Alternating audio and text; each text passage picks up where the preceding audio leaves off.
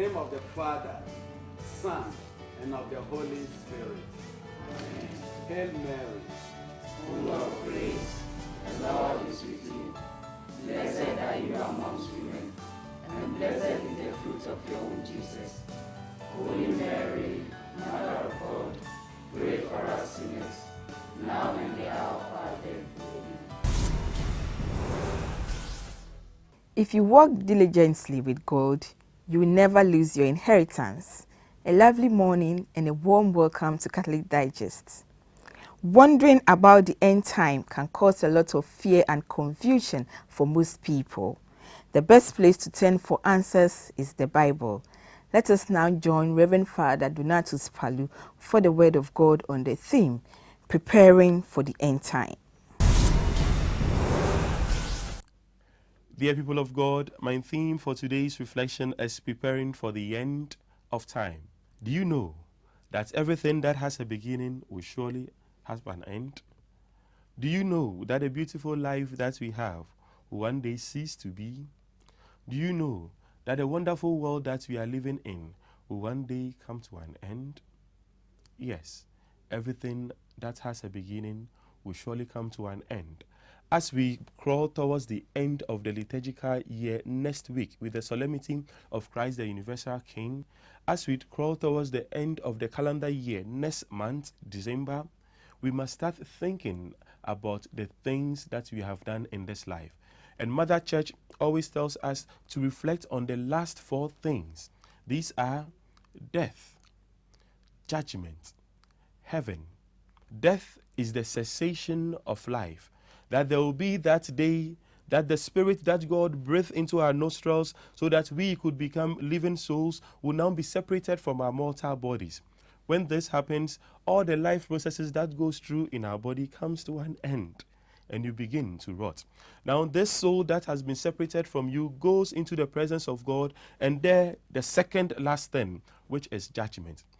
God will now allow you to make an account of the things that you have done while you were living here on earth. Based on what you have done or what you failed to do, you will either be innocent or guilty. Those who are innocent are those who have worked according to the will of God, those who have showed much love to the people around them, those who have loved God with all their hearts, with all their mind, with all their strength, and with all their soul. For them, they will be rewarded with heaven.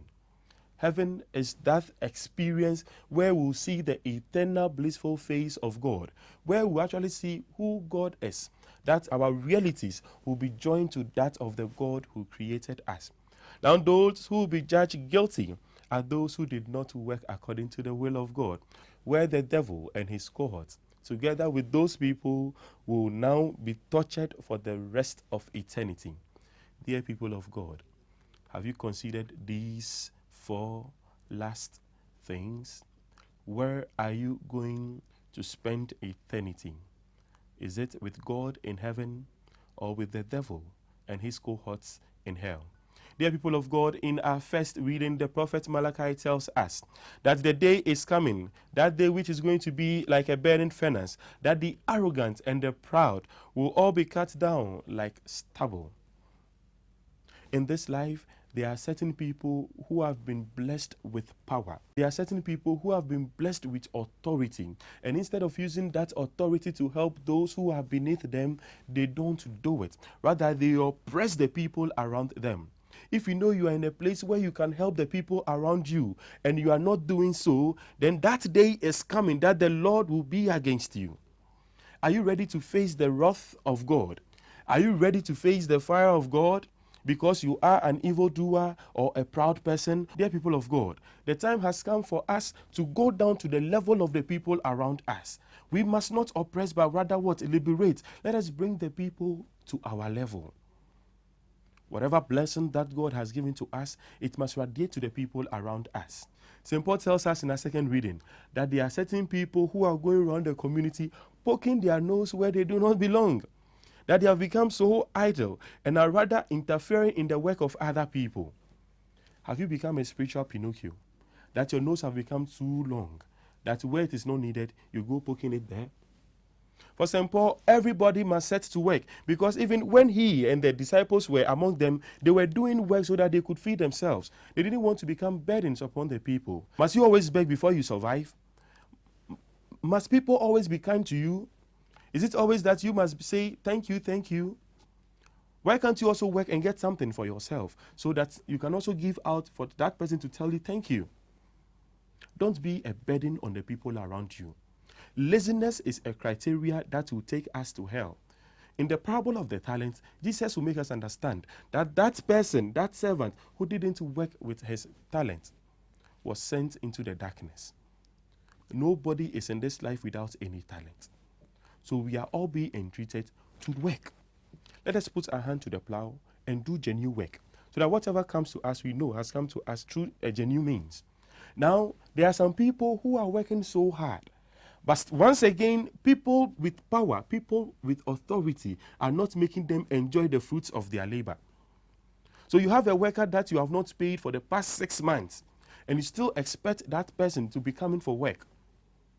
The fire of the Lord will visit those employees. It is a different ball game if your business is facing certain challenges. But when the profits are still being made and you are reluctant in paying what is due your workers, then know that the fire of God will visit you. The end time will not be that time when everything comes to an end. The end time will be the time that the Lord himself will come and visit you. Why won't we allow the people around us to also live meaningful lives? In our gospel reading, Jesus goes to Jerusalem, and the people were admiring the beautiful temple. They were seeing how it was laden with so many decorations and things. Jesus will tell them, a time will come that this beautiful temple, as you see it, that there will not be a stone left lying on another. That beautiful life that you are leading, if you are not careful, everything will come tumbling down. How are you protecting the beautiful things that you have in your life? Today you are here. Tomorrow you will not be here. What investments have you made? How are you protecting yourself for eternity? The trumpet blast will surely come, but will you be happy when it comes sounding? How ready are you for your end time? Don't think of that time when the whole world will come to an end. Think of that time when your life will come to an end. And when you stand in the presence of God, will you be an arrogant person, a person of influence who failed to help the people around you? Or you are going to be that hard-working, innocent man who did all that he could, and now the Lord will say, come into the home of your Father. May the Lord continue to bless and keep us all. Amen.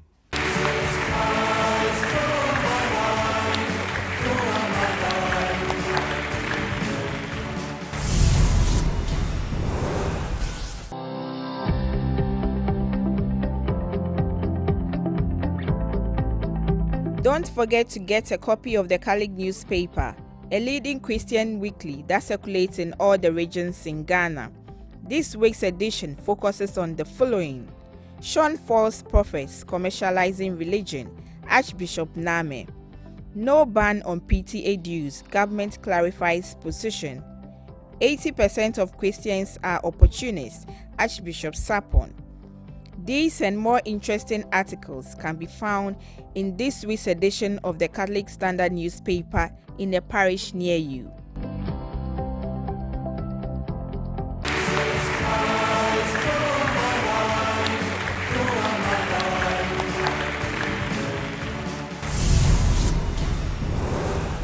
The 2019 Plenary Assembly of the Ghana Catholic Bishops' Conference has been held in the Cape Coast Archdiocese. Catholic Digest was at the opening ceremony, and we now bring you excerpts. Every year, Archbishops and Bishops of the Ghana Catholic Bishops' Conference, GCBC, the central body of the Catholic Church in Ghana, holds a plenary assembly to deliberate on matters of concern to the Church in Ghana and the nation at large. This year's plenary assembly, which began with an opening ceremony at Our Lady of Apostles College of Education, Ogwa, Cape Coast, under the theme Baptized and Sent, Living Our Mission in Ghana Today, saw all archbishops, bishops, and emeritus bishops converge as one central body of the Catholic Church in Ghana. Professor Domwini Dabiri Kupole was the chairman for the day. Most Reverend Charles Gabriel Pamabako, the vice president of the Ghana Catholic Bishops' Conference, welcomed all present to the occasion. It is our great pleasure to host the 2019 Plenary Assembly of the Ghana Catholic Bishops' Conference. I welcome you, my dear brother archbishops and bishops of Ghana. It is to welcome you that we invited the leadership of our sister churches, and I'm so grateful that they are here, and of the Islamic faith. My dear brothers and sisters in Christ, I welcome you also to this opening ceremony. Together with you, Honorable Regional Minister, with you, Your Majesty, the Omanhene of Ugwa, and your elders, and with you who live and work here in Cape Coast, we assure you, our dear visitors, of our unparalleled hospitality. And we wish you will enjoy it all. There was a message from the Apostolic Nunciature focusing on prompting the desire of mission for all people. I appreciate the aptness of the theme chosen for this plenary assembly, focusing on the mission of all baptized, particularly in this country. The central theme of that extraordinary missionary month was Baptize and Send, the Church of Christ on mission in the world.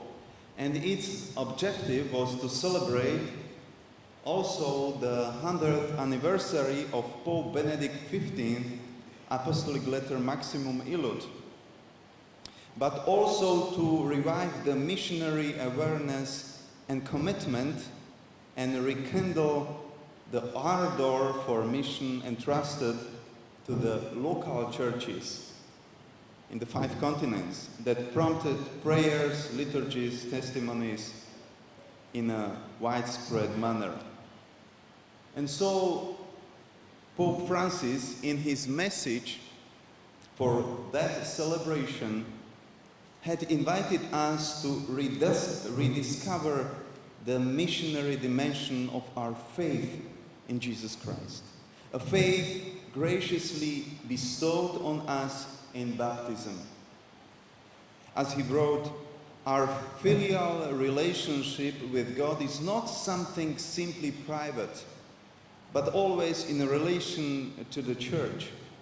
Consequently, this divine life is a treasure to be given, communicated, and proclaimed.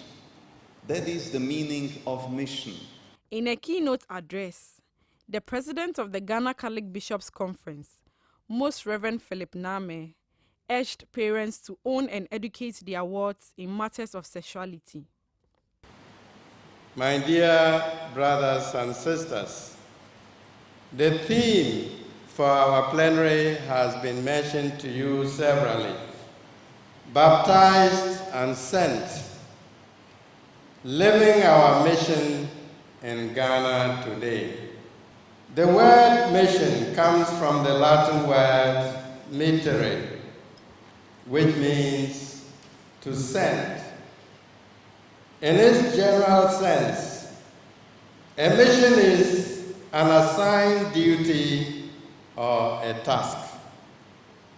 When used in reference to the church and the baptized, it refers to being sent to accomplish God's salvation plan. About 3 weeks ago, when this caption of comprehensive sexuality education came in our airways, there was, I would say, a general uproar. But I would think that this is where we are very much challenged. And I would like to address family fathers and mothers. In other words, parents must take up or consider themselves sent to their children even when they are young. And if this is done, I don't think any force from outside there can come in and tell us how our children should be educated in matters of sexuality. I would say the same thing with the child abuse policy of the Ghana Catholic Bishops' Conference. We have come out with a policy.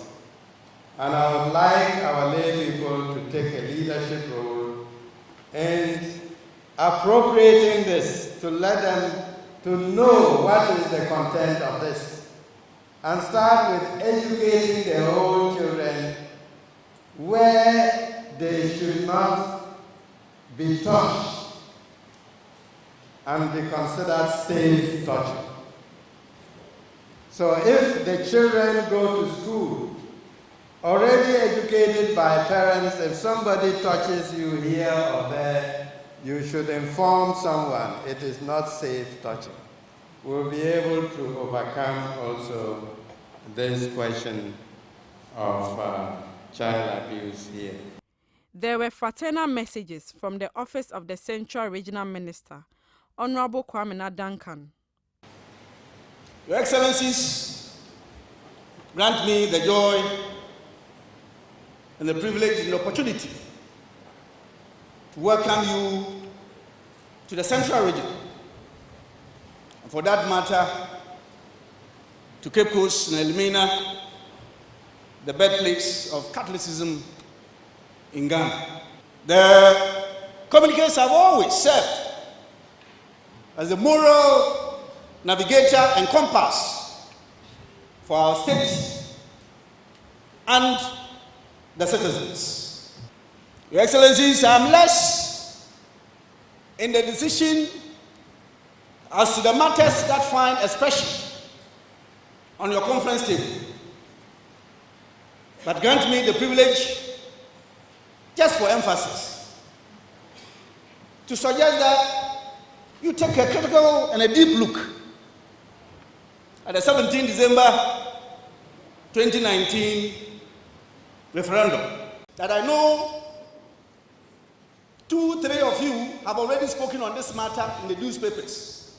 But your voice is a very powerful one that affects the mind of the entire country too. That if you make a pronouncement on this, it will go a long way in settling matters. I thank you for your kind attention. Omanhene of Ogwa Traditional Area. The theme for this conference, which you all know, is one of the ways by which the Catholic Bishops' Conference is trying to come out with modalities which will help all of us to make Ghana, and for that matter the whole world, a better place for all of us to live. And just because all of us have, for one reason or the other, not lived up to the way in which God wants us to live. We are all taking to our ways, and things are crumbling around us. Parents cannot exercise the control they had in the past. Like what the prefect said, churches, you tune your TV and you see all sorts of things on the TV, all in the name of God. What are we doing as Christians?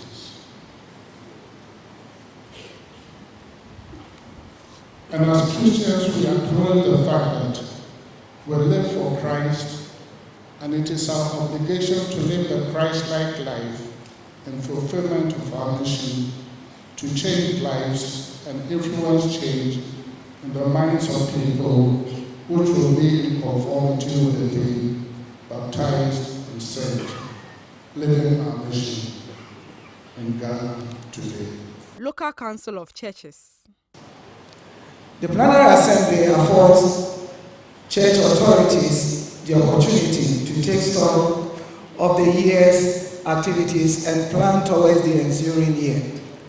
This call for a stressful preparatory work by the organizers and the host. On this we say, I agree. The theme enjoins the whole church to take the whole gospel to the whole world. God has chosen us to be his missionaries to the world. We are under obligation to fulfill this mandate in our generation with our gifts, resources, and power. It is our hope and prayer ensuing deliberations will bear more fruit and earn Catholic Church in Ghana the enviable position of being a showpiece on the continent. Muslim community. The message started with the quotation from the Holy Quran. وَمَا خَلَقْتُ الْجِنَّ وَالْإِنسَ إِلَّا لِيَعْبُدُونَ. Meaning, I did not create the jinn and mankind except to worship me. Therefore, the essence of creating mankind is to worship God. We worship God through religion. And it is a fact that there is no one religion for the whole of mankind. But the truth remains that there is only one humanity for all religions. Hence, we have religious pluralism. Therefore, there is the need for the religious bodies to live in peaceful and harmony. So it is our prayer and I hope that this kind of relationship will continue forever. Amen. National Union of Ghana Catholic Diocesan Priest Associations. NUPA want to state this, that charity, they say, begins at home. We cannot just establish these institutions and make the chaplaincy apostolate a passive endeavor. But we are sent to the world. Thus, whichever public institution we find ourselves, we must be used in such a way to live our mission in Ghana as baptized and sent people. We must indeed thank our archbishops and bishops for always appointing priests to our major universities in Ghana. My Lord bishops and archbishops, we as diocesan priests are ever ready to take bold initiatives and also support every endeavor you propose for the good of the church in Ghana. Conference of Religious Men and Women. We men and women religious in this country are not unmindful of the challenges facing the church and the country. And we are ever ready to collaborate with you in addressing some of these challenges. We hold in high esteem your ever insightful reflections and directions we always receive after such sessions. And we hope that at the end of your assembly, our sense of mission will be nurtured. We shall be encouraged and be supported to live as Christ challenges us to do. Ghana National Catholic Laity Council. When the Holy Father, on the 100th anniversary of the Pontifical Missionary Society, invites us to deliberate on the theme, baptized and sent, he must have been thinking of a death that culminated in resurrection. Our baptism makes sense only in terms of the death and resurrection of Christ the Lord. It is our death in Christ that enables us to bear witness to the unconquerable love of God, but love which brings the death back to life, calls into being that which does not exist. It is this death that our own death bears witness to, while we share our goods with the needy, bring home the homeless, feed the hungry, clothe the naked, free the imprisoned, visit the sick, and preach the gospel truths to the poor. And it is the resurrection that encourages us to fix our gaze on that which cannot be poor. It is a resurrection, a rise from waters of baptism, that encourages us to fix our hopes in the one who alone cannot fail, the faithful witness, the one with whom is neither yes or no, but always a yes.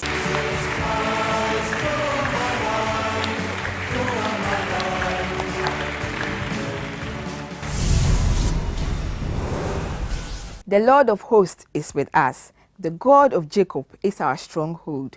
Until we meet again next week, peace and joy.